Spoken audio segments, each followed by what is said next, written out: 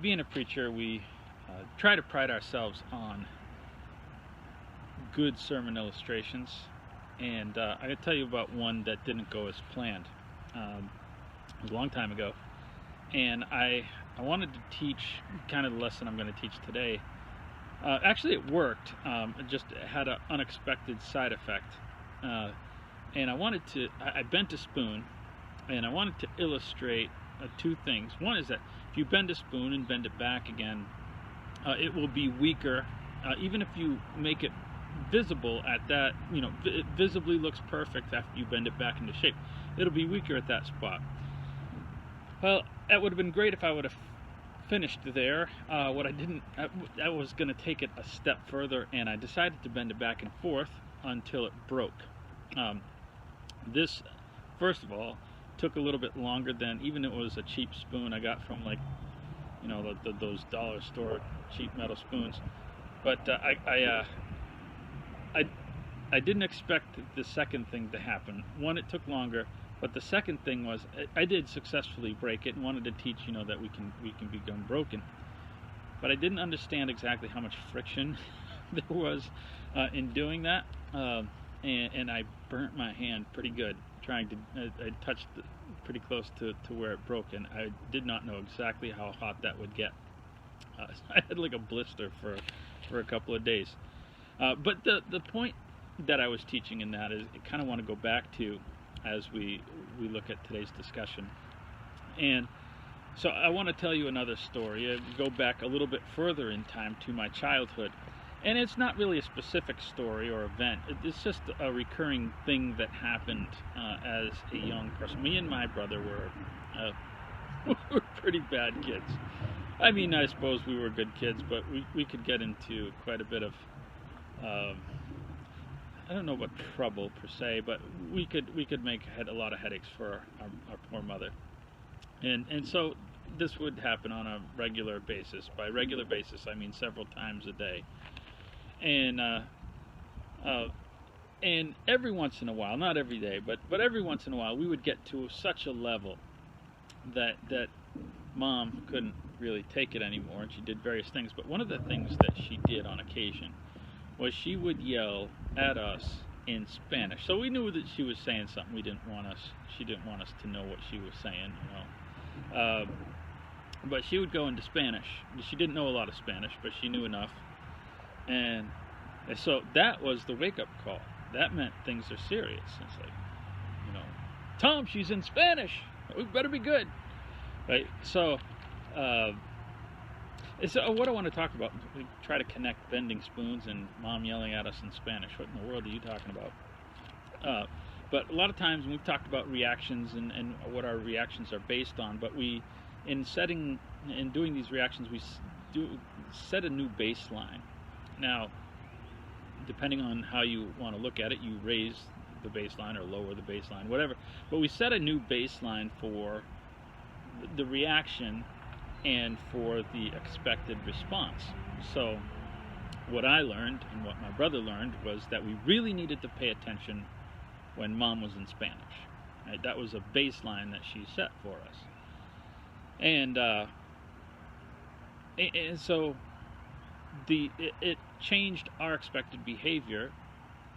And so over time that you change kind of the dynamic of obedience in that. And I remember one time, kind of a teacher. I don't even know who the teacher was. It might have been a Sunday school teacher. It might have been a teacher. I can't remember the exact specifics. I just remember the reaction of a teacher that did something different. We were sitting there yapping and yapping and yapping, doing whatever kids do.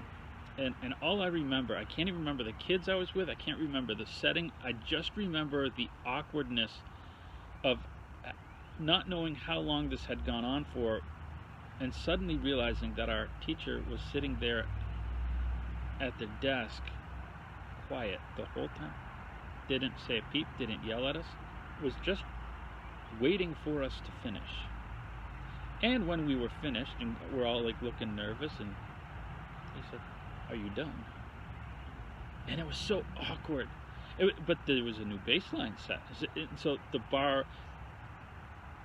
was changed a little bit, but in a good way. we came in and we knew we were expected to be silent when we came in, and the teacher wasn't gonna get outraged and yell at us and keep raising that bar for when we needed to know, to obey, and to pay attention in class. And so the baseline was set, in a sense, lower, not in a bad way, but in a good way. The baseline for when we needed to obey was sooner. So that's why I say you could be higher or lower depending on what you look at it as. But we have the ability, I'm going to switch gears and we'll come back to this. We have the ability now to be bombarded by numbers. And these numbers, in a sense, they form a new baseline for things. But we've reacted to these numbers.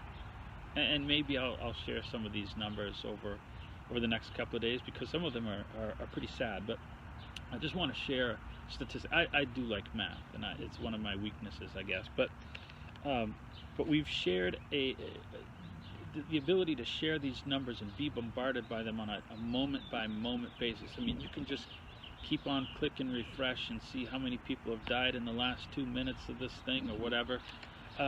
It's just and it's created a reaction that is not a realistic reaction, in my opinion. That's my opinion, and I want to explain why in a little bit. But we've established a new baseline, and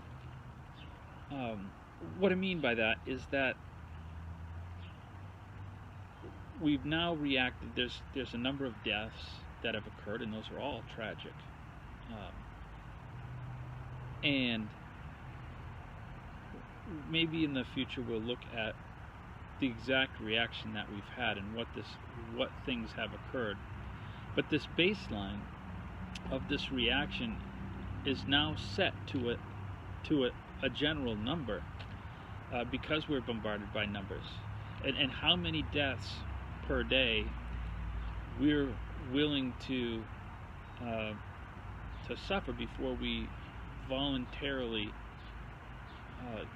give up things as a society and say, well, okay, now we've set the baseline. This grabs our attention. When we sit home and we're bombarded by this number, we will change the baseline for what we do and how we interact and wear masks and do all these things that we're going to do as a people, because this number, this baseline. The problem is that baselines aren't often consistent. Mom didn't yell at us in Spanish every time we were bad. And whatever the things you do in your house, I'm picking on my mom, and I know she's watching this, but we all do things that we establish a new baseline, a way we react, and if we're all honest, we know that the things that we do, whether it's with our children or what we react to in church, or when we have those emotional responses to things, they're almost never consistent. Are we going to look at the numbers of the flu, just a regular flu, from now on, and see 60,000 people dead in a flu season, just a normal run-of-the-mill every year, 40 to 60,000 people dead in the United States from the flu? Are we going to look at that and every year and say, wow, we need to stay home, a month of the year every flu season to lower, to flatten the curve or whatever? Are we going to do that no, because our baselines are seldom consistent. We react to this and now, but then again, maybe something that's spontaneous, we're not accustomed to, there'll be a new one, and it will react to this. We change that baseline. There's a story of Paul he tells in Galatians chapter 2 about Peter, and you think of Peter as this great guy, but yet even Peter was subject to these changing baselines, and he talks in Galatians 2 about how Peter had become inconsistent.